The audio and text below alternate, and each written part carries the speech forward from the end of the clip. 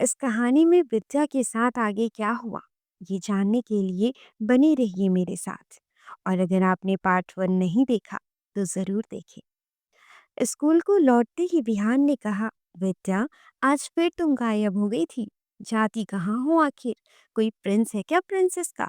निशा भी कहने लगी, हाँ विद्या, कम से कम हम दोस्तों से तो मत छुपाओ। विद्या कहने लगी, अरे ऐसा कुछ नहीं है। मैं तो बाहर खुली हवा में रहना चाहती हूँ, बाहर का नज़ारा देखना चाहती हूँ। ये सारी चीज़ें देखना मुझे काफ़ी पसंद है। नेचर से मुझे कितना प्यार है बता नहीं सकती मैं। देखो ना, आज मौसम भी कितना सुहाना है। साहिल ने विद्या को सिर पे मारते हुए कहा, हो गया तुम्हारा, निकलो नेचर के ख्यालों से और देखो ये विहान तुम्हारा पूरा लंच खा चुका है। निशा यूं से देखकर खिलखिलाकर हंसने लगी। विद्या कहने लगी, विहान तुम भी ना, कम से कम आराम से तो खा लो। कौन छीन कर ले जा रहा है तुम्हारा खाना जो यूं टूट पड़े हो? विहान ने कहा, अरे बच्चा, तुम्हारी माँ के हाथ का खाना ना, क्या ही बताऊँ मैं। क्लास शुरू हुई और क्लास टीचर ने सभी को उनके क्लास टेस्ट के पेपर दिए, जिसमें विद्या के पूरे नंबर आए थे। क्लास टीचर ने विद्या की काफ़ी तारीफ की और विहान का नंबर देख के टीचर ने कहा, विहान, थोड़े गुण तो विद्या वाले भी ले आओ। संगति का असर तो तुम में बिल्कुल नहीं दिखता मुझे।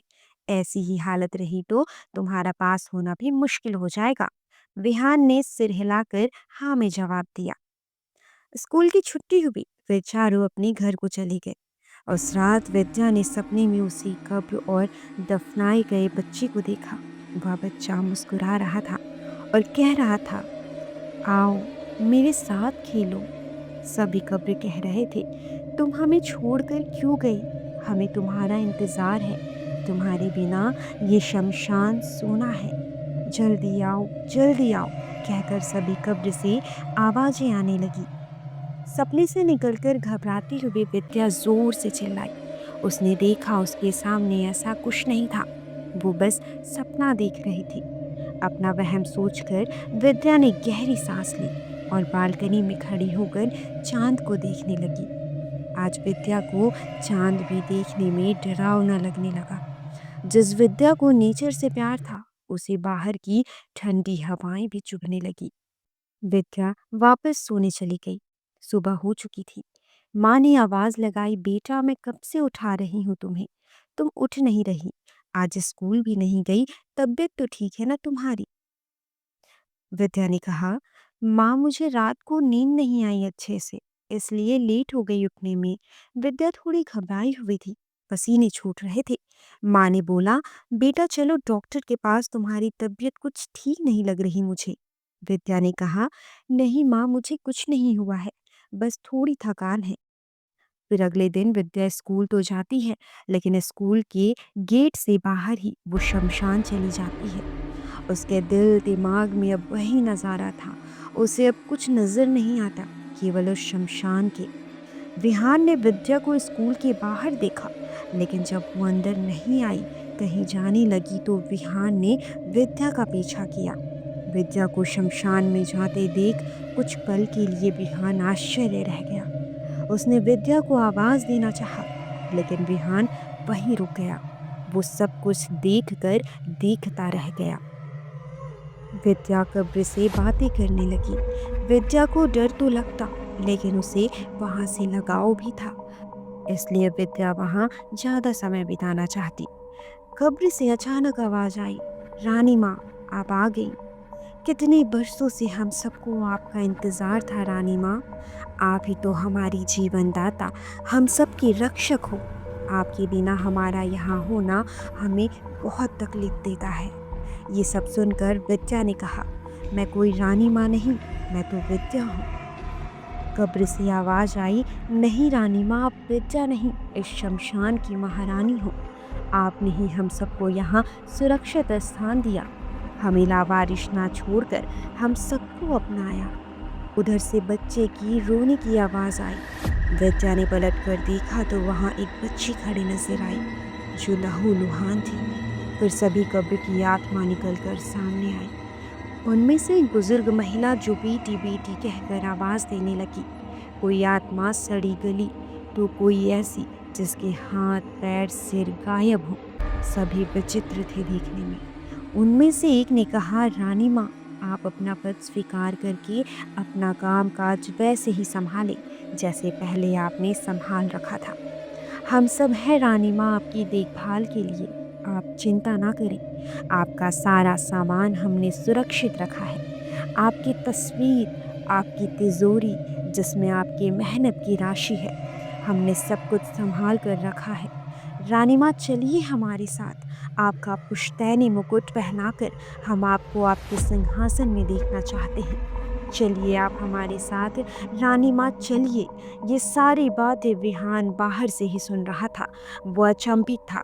जल्दी से वहां से निकलकर विहान स्कूल को गया। फिर साहिल और निशा को ये बातें बताई और यहाँ जोर जोर से सभी आत्माएं आवाज लगाने लगी, रानी माँ, चलिए हमारे साथ। ये आवाज सुनकर विद्या जोरों से चिल्लाई, बस करो तुम सब। इतना कहकर विद्या बेहोश होकर वहीं गिर पड़ी।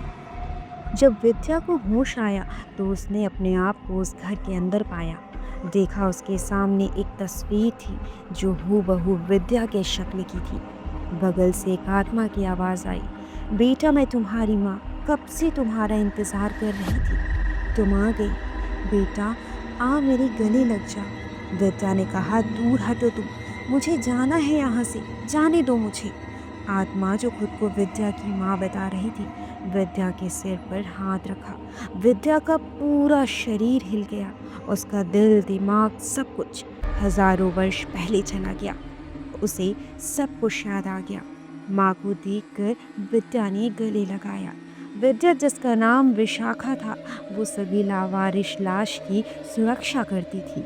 अपने घर के आंगन में ही उनकी कब्र बनवाती।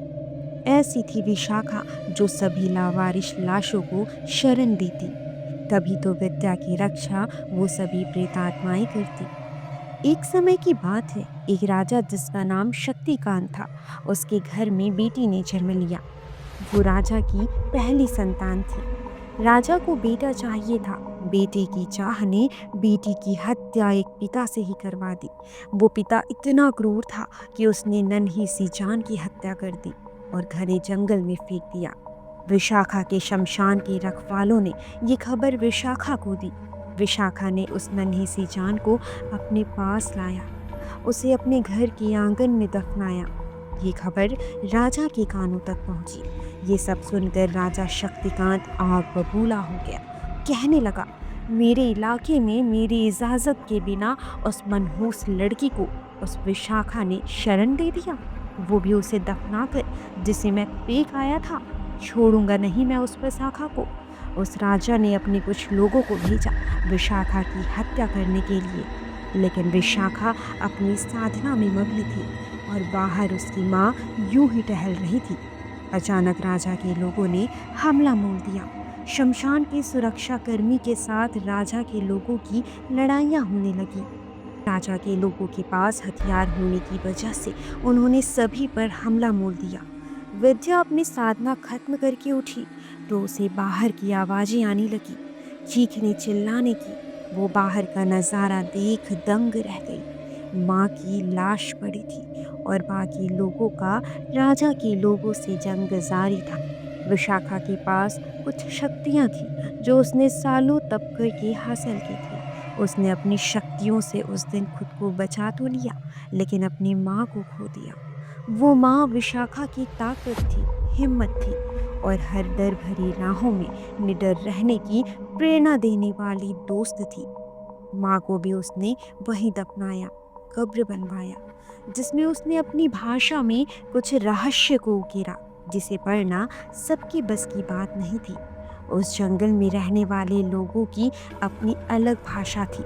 विशाखा जानती थी जो इसे पढ़ सकेगा वो एक नेक दिल का इंसान रहेगा, इसलिए उसने वो लिखा जो उसकी और उस जंगल में रहने वाले लोगों के लिए उचित हो। राजा शक्तिकांत के मन में विशाखा को लेकर काफी घृणा थी, केवल इसलिए क्योंकि उसकी मृत बेटी को उसने दफन करके उसकी आत्मा को शरण दिया। राजा के दरबार में एक नामी विद्वान था जो कि ब्राह्मण था।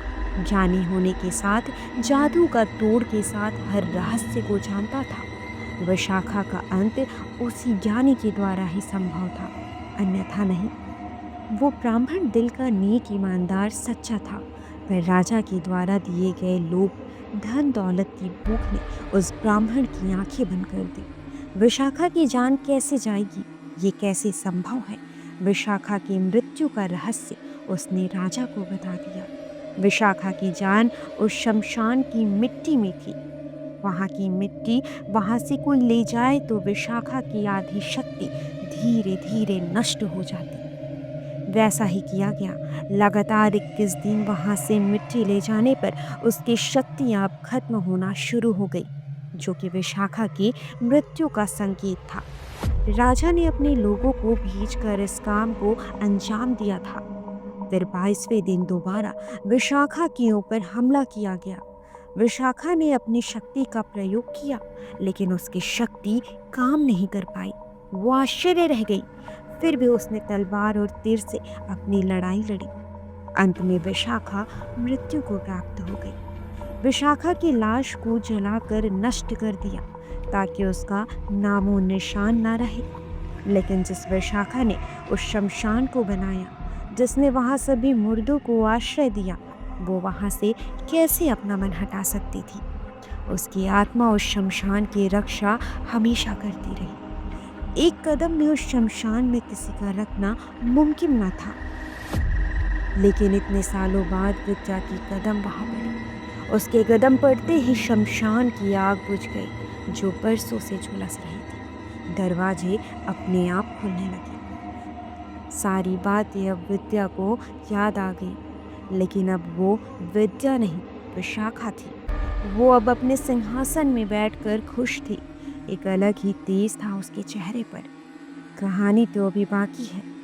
आगे क्या हुआ ये जानने के लिए जुड़े रहिएगा मेरे साथ। धन्यवाद।